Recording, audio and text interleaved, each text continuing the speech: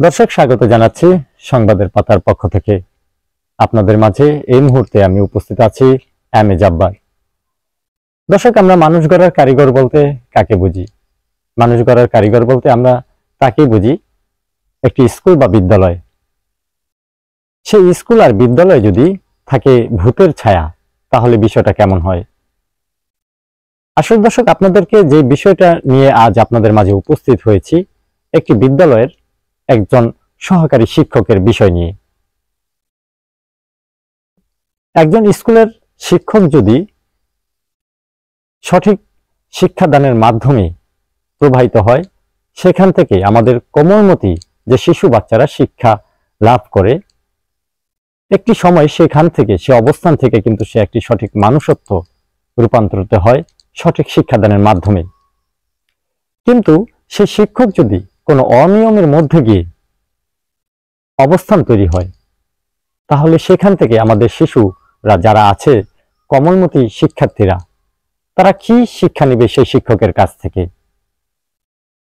দর্শক, যে বিষয়টি আপনাদের মাঝে আমি তুলে ধরার চেষ্টা করছি, সেই বিষয়টি হচ্ছে একটি সহকারী শিক্ষককে নিয়ে এবং একটি ওই স্কুলেরই একটি দপ্তরি, যে দপ্তরির দায়িত্ব স্কুলের পালন করে থাকে, সেই ব্যক্তিকে নিয়ে।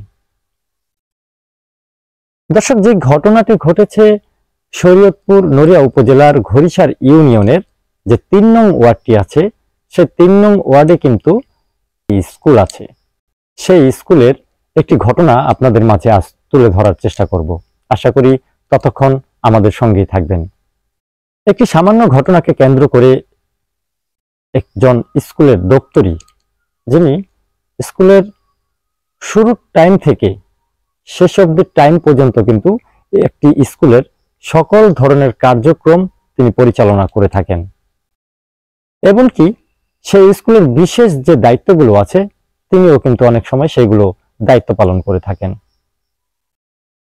দর্শক, একটি সামান্য ঘটনা একজন দপ্তরিকে নিয়ে, যে দপ্তরি আর হয়তো কয়েকটি বছর পার হলেই সে অবসরে যাবে চাকরি জীবন থেকে। সেখান থেকে তিনি একটি সম্মান নিয়ে, একটি ইজ্জত নিয়ে সে স্কুল থেকে তিনি অবসরে যাবেন, অথচ সেখান থেকে তার লাঞ্ছিত মান সম্মান অথবা নির্যাতিত হয়ে তাকে বিছানায় পড়ে থাকতে হয়, অথবা হাসপাতালের বেডে তাকে শুয়ে থাকতে হয়। একটি স্কুলের সামান্য একটি ঘটনাকে কেন্দ্র করে আজ সেই দপ্তরি ইসমাইল চিকিৎসাধীন অবস্থায় তার নিজ বাড়ির বেডে শুয়ে আছেন এবং তার পরিবারের আত্মনাদ সঠিক বিচার পাওয়ার জন্য।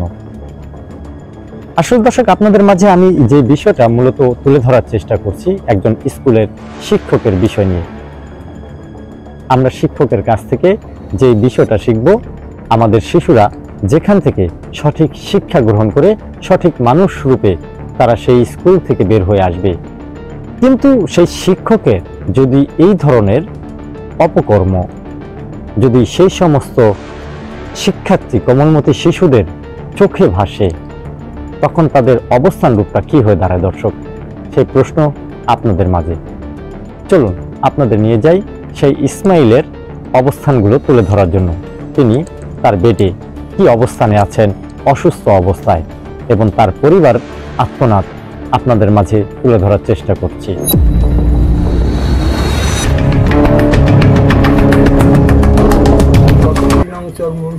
সরকারি প্রাথমিক বিদ্যালয়ে আমি কর্তব্যরত দপ্তরি কামপুরহরি ইসমাইল হোসেন কাজল আমাকে আহত করছে প্রাক প্রাথমিক শিক্ষক, প্রাক প্রাথমিক সহশিক্ষক সোহেল হাওলাদার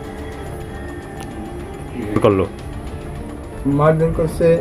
ওই সিঁড়ি রুমের উপরে একটা রুম আছে, রুমে 2 জন মহিলা শিক্ষক আছে, তারা ওখানে নামাজ পড়ে, বাচ্চা কাচ্চা নেওয়া ওই খাবার খাওয়ায়। তো ওই রুমে তালা দেওয়া নেওয়া, ওই রুমে তালা দেওয়া নেওয়া সিদ্ধান্ত হয়েছিল যে এর আগে যে ওই রুমে তালা দেওয়া থিবা, নামাজের শেষ টাইমে, নামাজের টাইমে তালা খুলে দিবা। নামাজের টাইমে তালা খুলে দেবো। ওই দিন সারে ছুটিতে ছিল, সারে ছুটিতে ছিল। প্রধান শিক্ষক ছুটিতে ছিল।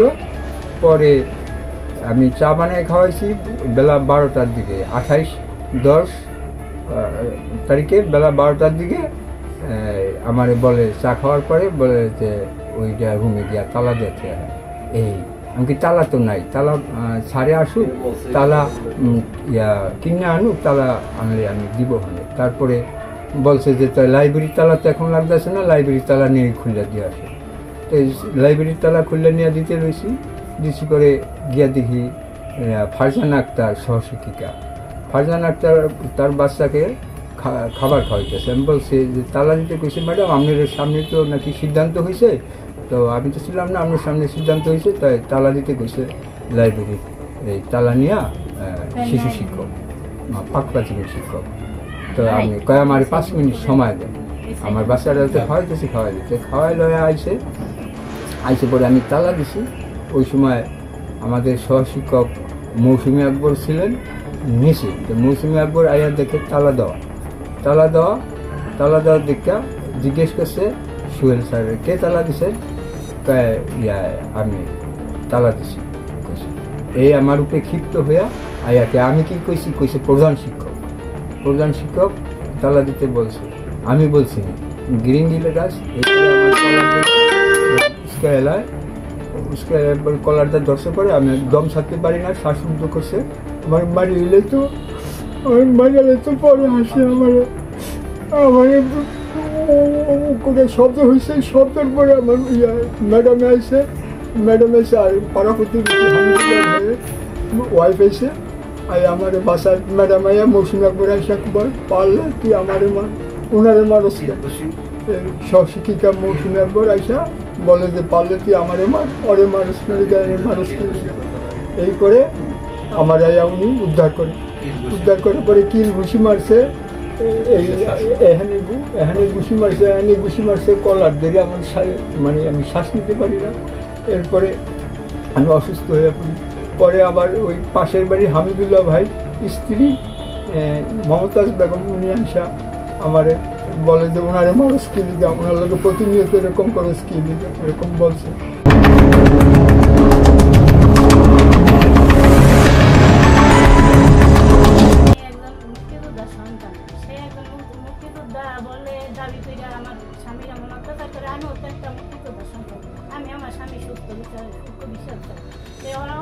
অনেকবার অনেক দিন ধরে অনেক রকম অত্যাচার করে আমার স্বামীর মানুষগুলো গণ্য করে না, কথায় এসে আবুল তাবুল কথা বলে, মারতে চায়, ধরতে চায়, অনেক রকম অত্যাচার করে। তার আগে সে বলতেছে কাজলে বলছে যে ওই যে সালামানের কথা সে বলছে, এজন্য কাজলের উপরে মনে করেন গলাটা এইভাবে ধরে আছে থাবড়ায়, তারপরে ইয়া করছে, মানে মারছে, জাস্ট অনেক মারছে সেখানে। সে আমার বাবার বয়সী, সে যদি সে তারা জিজ্ঞেস করতে পারতো যে আপনি এটা করেন কেন, এটা সত্যি। সে যে আমি যদি জিজ্ঞেস করি সে বলবো না যে তারা মারতে পারছে কি, আজকে থাকতে চান না। অবশ্যই সেই কথাটা কি ভুলে গেছে তার, সে তারা মারা শুরু করলো, দপ্তরিকে মারা শুরু করলো। খুবই মানে রোগা সোগা একটা মানুষ, তার অল্প মানুষ আর বেশি মানুষ। সে মানে ওইখানে হয়ে গেছে না, এখান থেকে এখানে যে তাকে ঘরছে না, এটা সোজা এদিকে চলে গেছে বাচ্চাদের সামনে, এখানে চলে গেছে। আর এখানে আপনার বাচ্চারা আছে, আপনি যদি মানে আমার কাছে কথাটা যদি আপনার বিশ্বাস না হয় আপনি জিজ্ঞেস করেন যে ক্লাস 3 এর প্রপারে ছিল।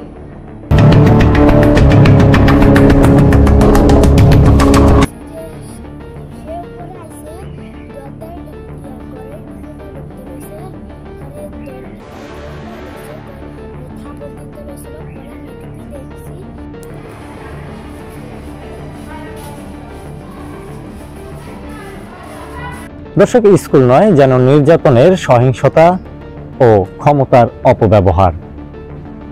একজন শিক্ষক যদি তার স্কুলের দপ্তরিকে মারধর করে, অত্যাচার করে বা নির্যাতন করে, তাহলে বিষয়টা কি হয়ে দাঁড়ায়? সেই সকল স্কুলের যে সকল কমলমতি শিশুরা আছে তাদের অবস্থান, তারা সেখান থেকে কি শিখবে একজন শিক্ষকের কাছ থেকে? প্রশ্ন আপনাদের মাঝে।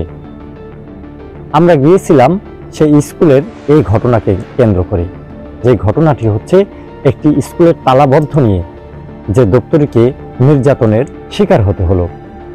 আমরা ইসমাইলের বাড়িতে খোঁজ নিয়ে জানতে পারি ইসমাইল অসুস্থ, হাসপাতালে গিয়েছেন চিকিৎসা নেওয়ার জন্য। পরবর্তীতে তার বাড়িতে খোঁজ নিয়ে জানতে পারা যায় তিনি হাসপাতাল থেকে তার নিজ বাড়িতে এসেছেন, এবং তার সাথে আমরা কথা বলে যা জানতে পারি তিনি অসুস্থ, এবং তার পরিবারের সাথেও আমরা কথা বলি। তার কাছ থেকে যে বিষয়টা আমরা জানতে পারি সেই বিষয়টাই আপনাদের মাঝে তুলে ধরার চেষ্টা করছি। সেই নির্যাতিত স্কুল দপ্তরি ইসমাইলের অভিযোগ, সে বিভিন্ন সময় সেই শিক্ষক যিনি আছেন সোহেল হাওলাদার, তার সাথে তার বাগদ্বন্দ্ব তৈরি হতো। বিভিন্ন সময় বিভিন্ন বিষয়ে কাজের প্রেশার ক্রিয়েট করত, তার সাথে বিভিন্ন খারাপ আচরণ করত।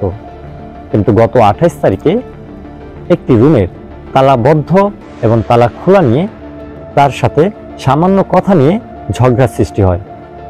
আর সেই সময় সেই শিক্ষক সেই দপ্তরকে গলা ঠোস চেপে ধরে এবং কিল ঘুষি এবং থাপ্পড় মারে তাকে আহত করে। কিন্তু দর্শক, আপনারা ভিডিও চিত্রে দেখতে পাচ্ছেন ইসমাইল যে একটি রোগা শোকা মানুষ, দেখতেই বোঝা যায় কতটা অসুস্থ এবং নিরহ প্রকৃতির একজন মানুষ।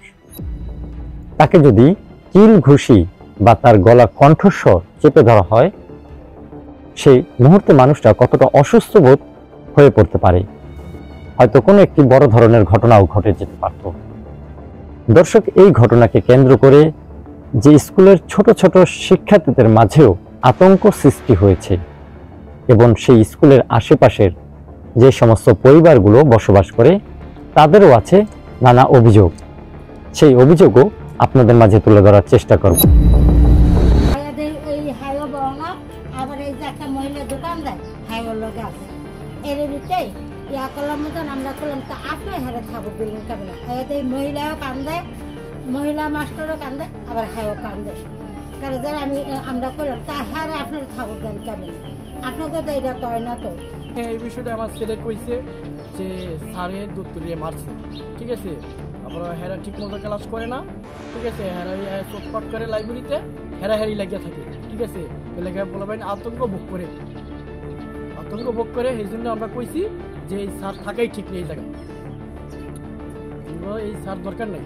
সে একজন সাধারণ দপ্তরি যে মারতে চায় সে তো নিরুপায়। দর্শক, আমরা এই বিষয় নিয়ে যখন সেই স্কুলে যাই, স্কুলের প্রধান শিক্ষকের সাথে এই বিষয় জানার জন্য, কিন্তু সে সময় আমরা প্রধান শিক্ষককে পাইনি, এবং তার সাথে আমরা টেলিফোনে যোগাযোগ করার চেষ্টা করি। সে অন্য একটি জায়গায় আছেন বলে আমাদেরকে অবগত করেন, এবং তার সাথে পরবর্তীতে রাতে তার বাসার কোনো একটি স্থানে আমাদের সাথে যোগাযোগ হয়, এবং সেই যোগাযোগে তিনি আমাদেরকে জানান যে তিনি সেই ঘটনার সময় স্কুলে অনুপস্থিত ছিলেন, কিন্তু ঘটনাটি সে পরক্ষণে জানতে পারেন এবং সেই বিষয়টি নিয়ে তারা আইনানুগ ব্যবস্থা গ্রহণ করবে বলে আমাদেরকে অবগত করেন। দর্শক, এই ঘটনার তথ্য জানার জন্য আমরা যে অভিযুক্ত শিক্ষক সোহেল হাওলাদার তার খোঁজে স্কুলেও যাই, কিন্তু সেই মুহূর্তে সে স্কুলে উপস্থিত ছিলেন না। তার সেলফোনে একাধিকবার ফোন করার পরও ফোন রিসিভ হয়নি। পরক্ষণে কয়েকবার ফোন দেওয়ার পর তাকে পাওয়া যায়, এবং এই অভিযোগের বিষয়ে তিনি আমাদের কোনো তথ্য সঠিকভাবে দেননি। তিনি আমাদের কাছে তার এই ব্যক্ততাই প্রকাশ করেন, এই হতাহতের ঘটনার সাথে তিনি কোনোভাবেই জড়িত না। তিনি তার সাথে রাগারাগি করেছে কিন্তু গায়ে হাত তোলেনি, এমনই তার অভিমত আমাদের মাঝে তুলে ধরেছেন। তবে দর্শক, ইসমাইল যে দপ্তরি আছে তাকে দেখে কি বোঝা যায় যে এখানে শুধু তর্ক বিতর্ক হয়েছে? তবে এই বিষয় নিয়ে আহত দপ্তরি যিনি ইসমাইল, তিনি উপজেলা নির্বাহী অফিসার এবং উপজেলা শিক্ষা অফিসারের নিকট একটি লিখিত অভিযোগ করেন, এবং এই বিষয়টি নিয়ে আমরা যখন উপজেলা শিক্ষা অফিসারের সাথে কথা বলি, তিনি আমাদেরকে তার এই ব্যক্ততা প্রকাশ করেন। ঘটনার সঠিক তদন্ত শুরু করে তারাও আইনানুগত ব্যবস্থা গ্রহণ করবেন। আমার কাছে একটা অভিযোগ এসেছে, আমি অভিযোগটা দেখেছি। চরমনসুর সরকারি প্রাথমিক বিদ্যালয়ের দপ্তরিকে সোহেল হাওলাদার নামে একজন শিক্ষক নাকি তার গায়ে হাত তুলেছেন বা মারধর করেছেন। তো আমিও লিখিত অভিযোগটা পাওয়ার পর আমার একজন সহকর্মী জেসমিন আক্তার, উপজেলা সরকারি প্রাথমিক শিক্ষা অফিসার, তাকে আমি তদন্তের দায়িত্ব দিয়েছি আশা করি সে তদন্ত করার পরে যে রিপোর্ট দিবে সে অনুযায়ী আমরা যদি সে দোষী প্রমাণিত হয় তার বিরুদ্ধে আমরা আইন অনুযায়ী বা আমাদের যে নিয়ম আছে সে অনুযায়ী আমরা ব্যবস্থা করব। তবে দর্শক, পাঠশালার রাজত্বে পেশি শক্তির ব্যবহার এ কেমন শিক্ষক? প্রশ্ন আপনাদের মাঝে। আমরা চাই একটি শিক্ষক সুশিক্ষায় শিক্ষিত করুক আমাদের কোমলমতি শিশুদের।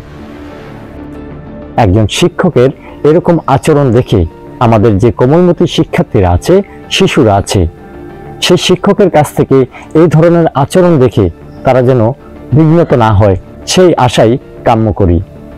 দর্শক, আমরাও চাই যে স্কুল দপ্তরি ইসমাইল আজ যে ঘটনার আহত শিকার হয়ে তার বিছানার কাতরাচ্ছেন, তার একটি সঠিক তদন্তের মাধ্যমে সঠিক বিচার হোক এবং সেই তদন্ত যেন সঠিক অবস্থানে রূপান্তরিত হয়।